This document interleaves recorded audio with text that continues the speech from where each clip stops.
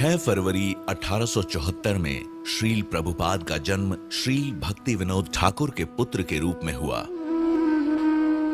बाल्यकाल में उनका नाम बिमला प्रसाद था। अपने पिता से गोस्वामी शास्त्र का गहन अध्ययन किया। कॉलेज में खगोल विज्ञान तथा अंतर्राष्ट्रीय इतिहास एवं दर्शन की शिक्षा प्राप्त की।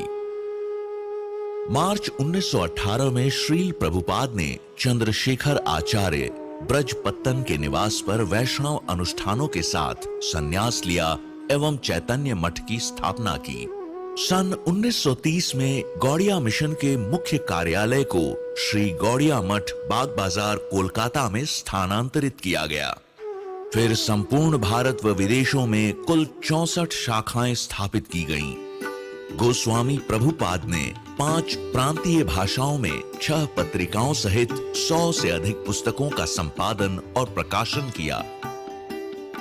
अगस्त 1923 में गौड़िया पत्रिका प्रकाशन हेतु गौड़िया प्रिंटिंग वर्क्स प्रारंभ की। उन्होंने सन 1929 में नवद्वीप धाम परिक्रमा की एवं सन 1932 में विशाल जन मंडली के साथ 84 कोस परिक्रमा की, जो ब्रजधाम के 12 वनों के 162 मील के क्षेत्र में 1 महीने तक जारी रही।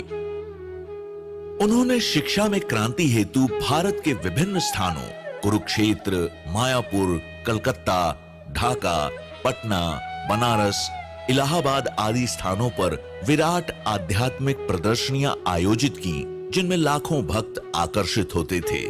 भारत सरकार के विशेष प्रयास से श्रील भक्ति सिद्धांत सरस्वती गोस्वामी प्रभुपाद के 150वें जन्मोत्सव को स्मरणोत्सव वर्ष 2024-2025 के रूप में मनाया जा रहा है। भारत सरकार के प्रयासों से ही भारत के महान दार्शनिक, महापुरुष एवं संत श्रील प्रभुपाद को संपूर्ण विश्व में यथा योग्य सम्मान प्राप्त हुआ है। भारत सरकार के हार्दिक प्रयास से श्रील प्रभुपाद के इस स्मरणोत्सव के द्वारा संपूर्ण विश्व में भारतीय सनातन संस्कृति के शांति, प्रेम एवं श्री कृष्ण भावनामृत के संदेश का प्रचार प्रसार होगा। इस महोत्सव के द्वारा भारतीय विशुद्ध वैदिक सिद्धांत का प्रचार करने वाले एवं विश्व के हरे कृष्ण आंदोलन के अग्रदूत श्रील प्रभुपाद के प्रति संपूर्ण विश्ववासियों को उनके प्रति श्रद्धांजलि अर्पित करने का सुअवसर प्राप्त होगा। इनके संदेश अनंत काल तक संपूर्ण विश्व का मार्गदर्शन करते रहेंगे, ऐसी आशा करते हैं। Hare Krishna, Krishna Krishna, Hare Hare, Hare Rama, Rama Rama, Hare Hare. Hare Krishna, Krishna Krishna, Hare Hare, Hare Rama, Rama Rama, Hare Hare. Hare Krishna, Krishna Krishna, Hare Hare, Hare Rama, Rama Rama, Hare Hare. इस पवित्र आयोजन में उपस्थित सभी पूज्य संतगण, आचार्य Gaudiya mission के श्रद्धेय भक्ति सुंदर सन्यासी जी, कैबिनेट में मेरे सहयोगी अर्जुन राम मेघवाल जी, मीनाक्षी लेखी जी, देश और दुनिया से जुड़े सभी कृष्ण भक्त, अन्य महानुभाव, देवी और सज्जनों, हरे कृष्ण, हरे कृष्ण, हरे कृष्ण। आज आप सबके यहां पधारने से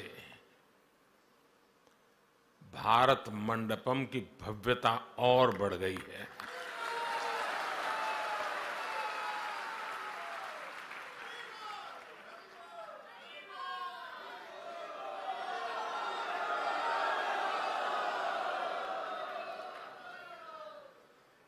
इस भवन का विचार भगवान बसवेश्वर के अनुभव मंडप से जुड़ा हुआ है। अनुभव मंडपम प्राचीन भारत में आध्यात्मिक विमर्शों का केंद्र था। अनुभव मंडपम जन कल्याण की भावनाओं और संकल्पों का ऊर्जा केंद्र था। आज श्रील भक्ति सिद्धांत सरस्वती गोस्वामी प्रभुपाद जी की 150वीं जयंती के अवसर पर भारत मंडपम में वैसी ही ऊर्जा दिखाई दे रही है।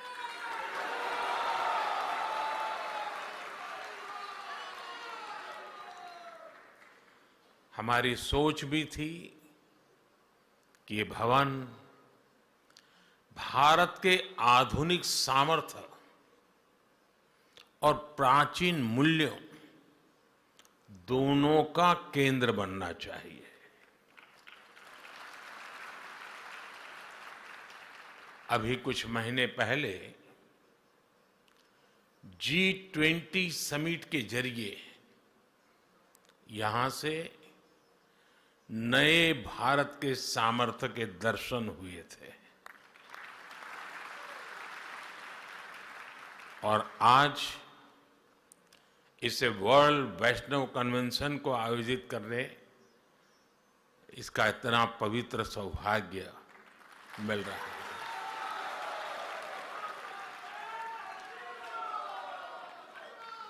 और यही तो नए भारत की तस्वीर है।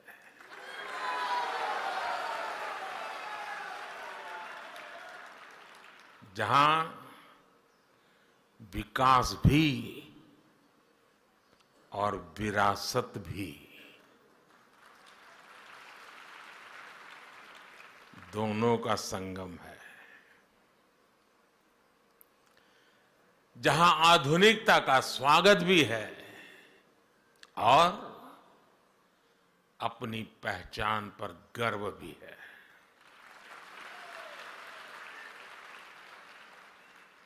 ये मेरा सौभाग्य है कि इस पुण्य आयोजन में आप सब संतों के बीच यहां उपस्थित हो।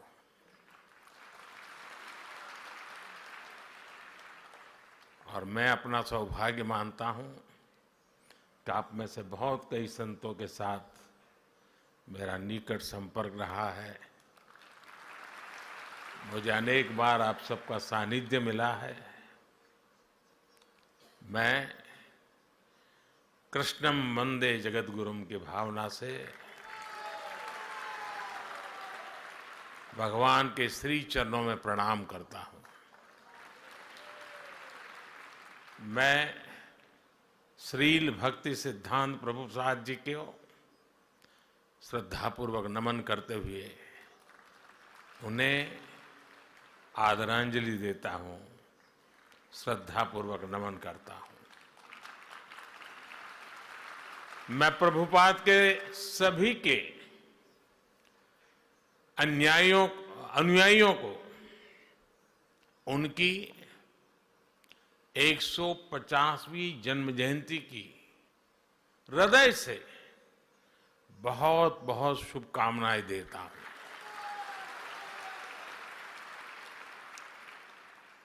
आज इस अवसर पर मुझे श्रील प्रभुपाद जी की स्मृति में पोस्टल स्टैंप और स्मारक सिक्का जारी करने का सौभाग्य भी मिला और मैं इसके लिए भी आप सभी को बधाई देता हूं। पूज्य संतगण, प्रभुपाद गोस्वामी जी की 150वीं जयंती हम ऐसे समय मना रहे हैं जब कुछ ही दिन पहले भव्य राम मंदिर का सैकड़ों साल पुराना सपना पूरा हुआ है। आज आपके चेहरों पर जो उल्लास, जो उत्साह दिखाई दे रहा है, मुझे विश्वास है इसमें रामलला के विराजमान होने की खुशी भी शामिल है।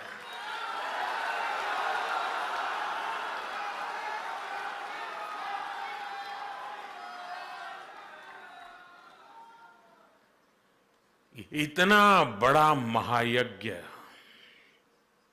संतों की साधना से, उनके आशीर्वाद से ही पूरा हुआ है। साथियों, आज हम सब अपने जीवन में ईश्वर के प्रेम को, कृष्ण लीलाओं को और भक्ति के तत्व को इतनी सहजता से समझते हैं। इस युग में इसके पीछे चैतन्य महाप्रभु की कृपा की बहुत बड़ी भूमिका है।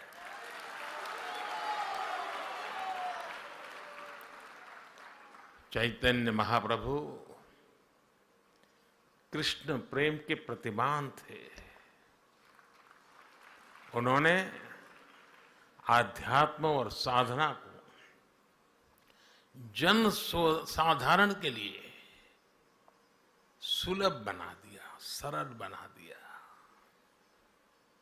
उन्होंने हमें बताया कि ईश्वर की प्राप्ति केवल संन्यास से ही नहीं, उल्लास से भी हो की जा सकती है।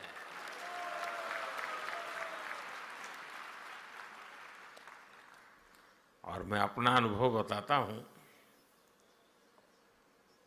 मैं इस परंपराओं में पला बढ़ा इंसान हूं।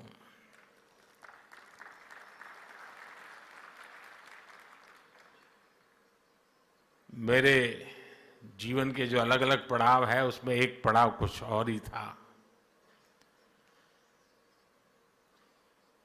मैं उस माहौल में बैठता था, बीच में रहता था, भजन कीर्तन चलते थे, मैं अपने कोने में बैठा रहता था, सुनता था,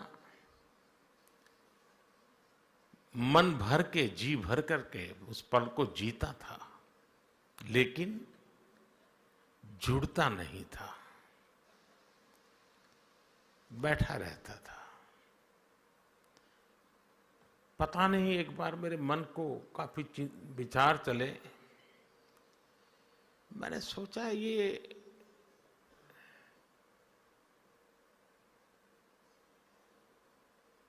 दूरी किस चीज की है? वो क्या है जो मुझे रोक रहा है? जीता तो हूं, जुड़ता नहीं हूं। और उसके बाद जब मैं भजन कीर्तन में बैठने लगा, तो खुद भी ताली बजाना, जुड़ जाना, और मैं देखता चला गया कि मैं उसमें रम गया था।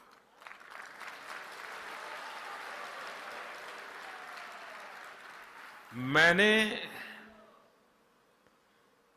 चैतन्य प्रभु की इस परंपरा में जो सामर्थ्य है, उसका साक्षात्कार किया हुआ है।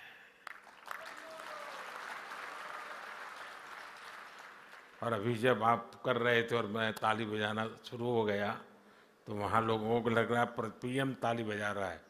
पीएम ताली नहीं बजा रहा था, प्रभु भक्त ताली बजा रहा था।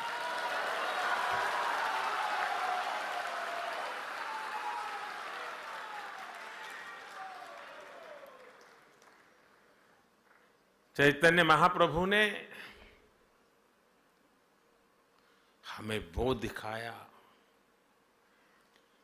कि श्री कृष्ण की लीलाओं को, उनके जीवन को उत्सव के रूप में अपने जीवन में उतारकर कैसे सुखी हुआ जा सकता है, कैसे संकीर्तन, भजन, गीत और नृत्य से आध्यात्म के शीर्ष पर पहुंचा जा सकता है, आज कितने ही साधक ये प्रत्यक्ष अनुभव कर रहे हैं।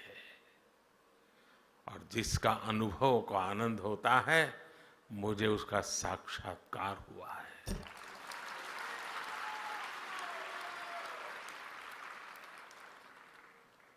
चैतन्य महाप्रभु ने हमें श्री कृष्ण की लीलाओं का लालित्य भी समझाया और जीवन के लक्ष्य को जानने के लिए उसका महत्व भी हमें बताया।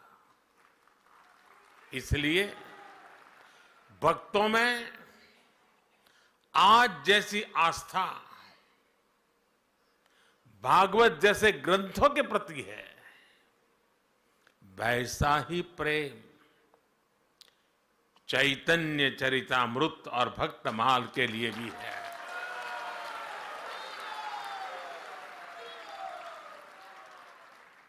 साथियों, चैतन्य महाप्रभु जैसी दैवीय विभूतियां समय के अनुसार किसी न किसी रूप से अपने कार्यों को आगे बढ़ाती रहती है।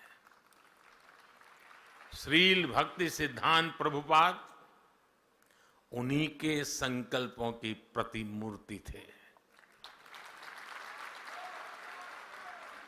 साधना से सिद्धि तक कैसे पहुंचा जाता है, अर्थ से परमार्थ तक की यात्रा कैसे होती है, श्री शील भक्ति सिद्धांत जी के जीवन में हमें पग पग पर ये देखने को मिलता है। 10 साल से कम उम्र में प्रभुपाद जी ने पूरी गीता कंठस्थ कर ली। किशोरावस्था में जिन्होंने आधुनिक शिक्षा के साथ साथ संस्कृत, व्याकरण, वेद, वेदांगों में विद्वता हासिल कर ली। उन्होंने ज्योतिष गणित में सूर्य सिद्धांत जैसे ग्रंथों की व्याख्या की। सिद्धांत सरस्वती की उपाधि हासिल की। 24 वर्ष की उम्र में उन्होंने संस्कृत स्कूल भी खोल दिया। अपने जीवन में स्वामी जी ने 100 से अधिक किताबें लिखी, सैकड़ों लेख लिखे, लाखों लोगों को दिशा दिखाई। यानी एक प्रकार से ज्ञान मार्ग और भक्ति मार्ग दोनों का संतुलन जीवन व्यवस्था से जोड़ दिया। वैष्णव जन तो तेने कहिए, पीर पढ़ाई जाने रे। इस भजन से गांधी जी जिस वैष्णव भाव का गान करते थे, श्री प्रभुपाद स्वामी ने उस भाव को, अहिंसा और प्रेम के उस मानवीय संकल्प को देश विदेश में पहुंचाने का काम किया।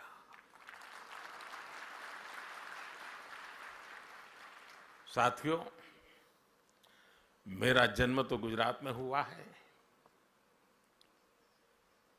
गुजरात की पहचान ही है कि वैष्णव भाव कहीं भी जगे, गुजरात उससे जरूर जुड़ जाता है।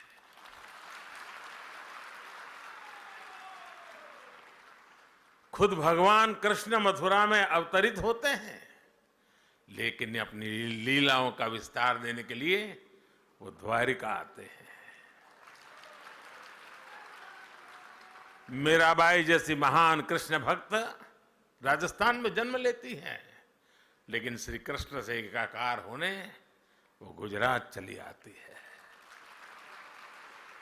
ऐसे कितने ही वैष्णव संत हैं जिनका गुजरात की धरती से, द्वारिका से विशेष नाता रहा है। गुजरात के संत कवि नरसिंह मेहता, उनकी भी जन्मभूमि है।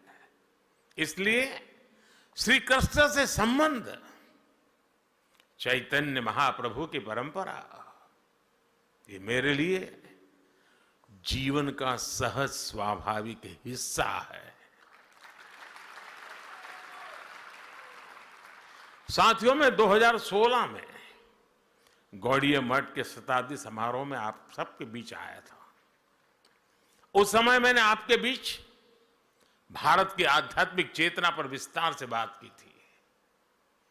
कोई समाज जब अपनी जड़ों से दूर जाता है तो वो सबसे पहले अपने सामर्थ्य को भूल जाता है। इसका सबसे बड़ा प्रभाव ये होता है कि जो हमारी खूबी होती है, जो हमारी ताकत होती है, हम उसे ही लेकर हीन भावना का शिकार हो जाते हैं। भारत की परंपरा में, हमारे जीवन में भक्ति जैसा महत्वपूर्ण दर्शन भी इससे अछूता नहीं रहा। यहां बैठे युवा साथी मेरी बात से कनेक्ट कर पाएंगे। जब भक्ति की बात आती है तो कुछ लोग सोचते हैं कि भक्ति, तर्क और आधुनिकता ये विरोधाभासी बातें हैं, लेकिन असल में ईश्वर की भक्ति हमारे ऋषियों का दिया हुआ महान दर्शन है। भक्ति हताशा नहीं, आशा और आत्मविश्वास है। भय भक्ति नहीं, उत्साह है, उमंग है। राग और वैराग्य के बीच में जीवन में चैतन्य का भाव भरने का सामर्थ्य होता है भक्ति में। भक्ति वो है जिसे युद्ध के मैदान में खड़े श्री कृष्ण के गीता के 12वें अध्याय में महान योग बताते हैं, जिसकी ताकत से निराश हो चुके अर्जुन अन्याय के खिलाफ अपना गांडी उठा लेते हैं। इसलिए भक्ति पराभव नहीं, प्रभाव का संकल्प है। लेकिन साथियों, ये विजय हमें दूसरों पर नहीं, ये विजय हमें अपने ऊपर हासिल करनी है। हमें युद्ध भी अपने लिए नहीं, बल्कि धर्म क्षेत्र, कुरुक्षेत्र की भावना से मानवता के लिए लड़ना है। और यही भावना हमारी संस्कृति में, हमारी रगों में रची बसी हुई है।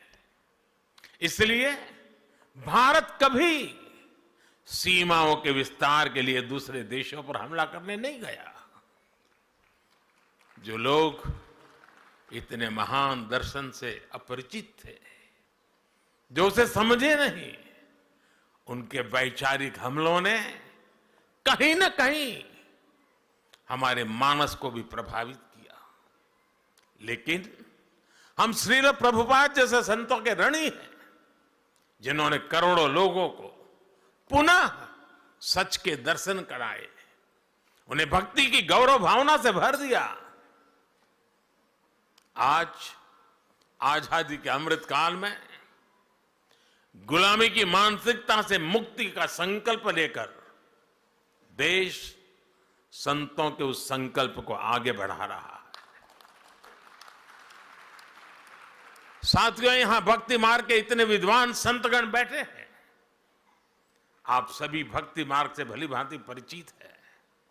हमारे भक्ति मार्गी संतों का योगदान आजादी के आंदोलन में भक्ति आंदोलन की भूमिका अमूल्य रही है।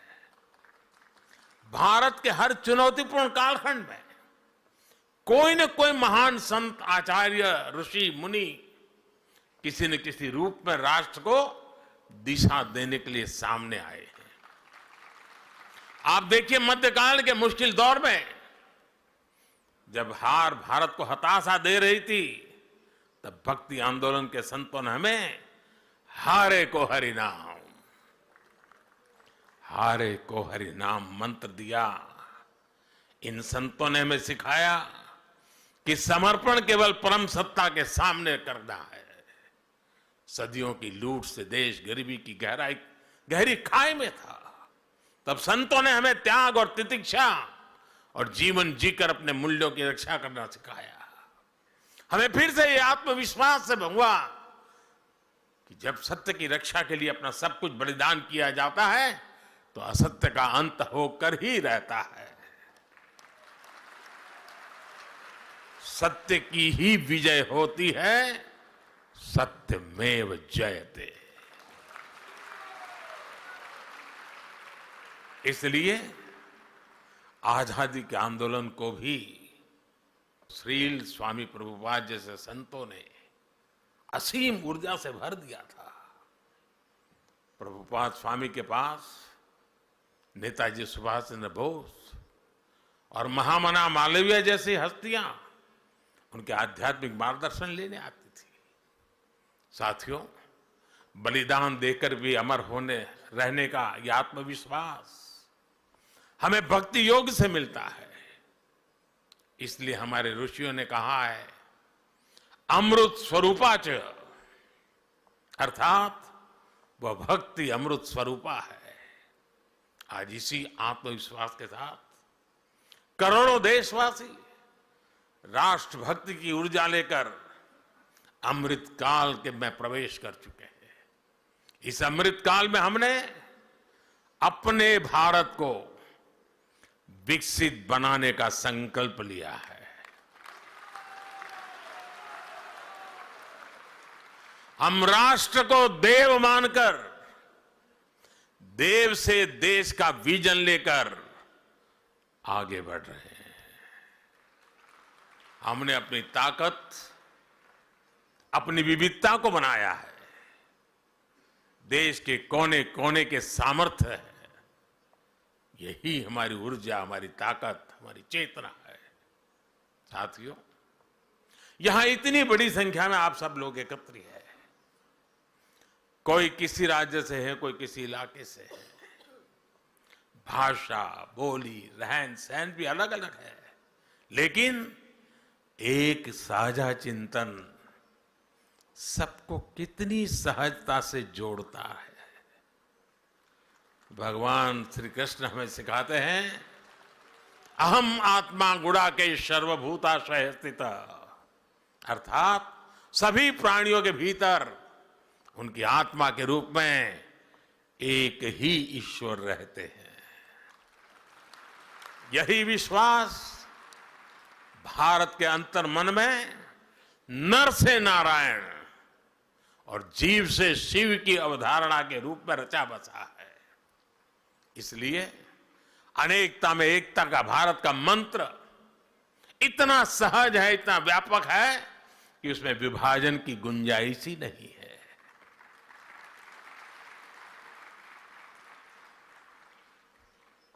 हम एक बार हरे कृष्ण बोलते हैं और एक दूसरे के दिलों से जुड़ जाते हैं।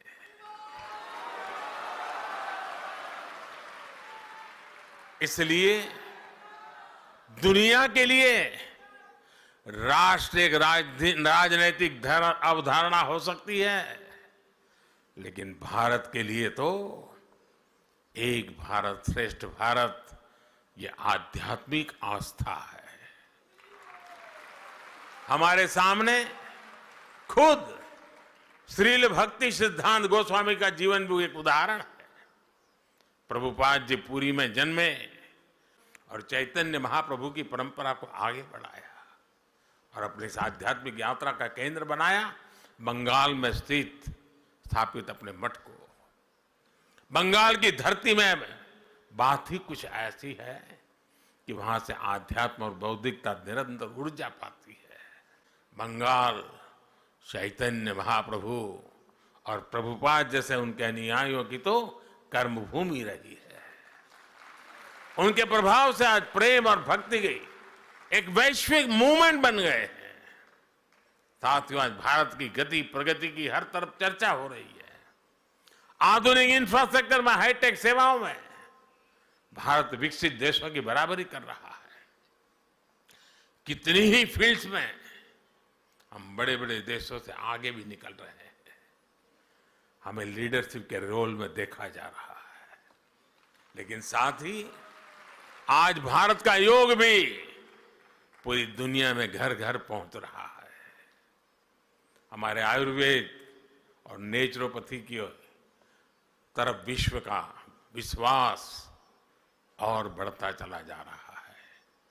तमाम देशों के प्रेसिडेंट और प्राइम मिनिस्टर आते हैं, डेलीगेट्स आते हैं, तो वो हमारे प्राचीन मंदिरों को देखने जाते हैं।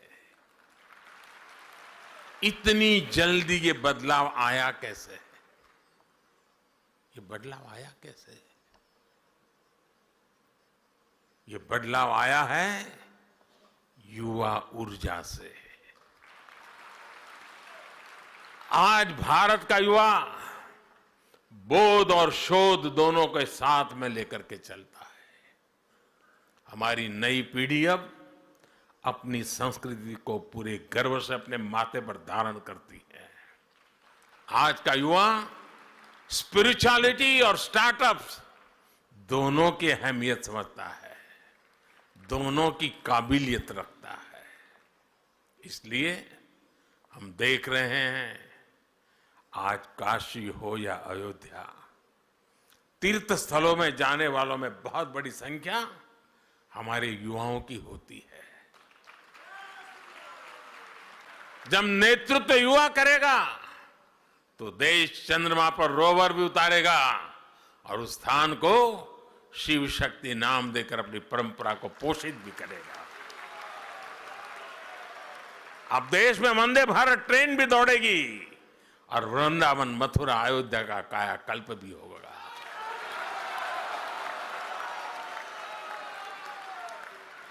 मुझे बताते हुए भी खुशी हो रही है कि हमने नमामि गंगे योजना के तहत बंगाल के मायापुर में सुंदर गंगा घाट का निर्माण भी शुरू किया है। साथियों, विकास और विरासत की ये हमारा कदम ताल 25 वर्षों के अमृत काल में ऐसे ही अनवरत चलने वाला है।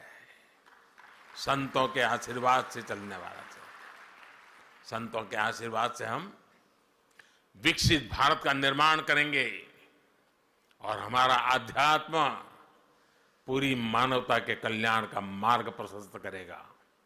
इसी कामना के साथ आप सभी को हरे कृष्णा, हरे कृष्णा, हरे कृष्णा। बहुत बहुत धन्यवाद।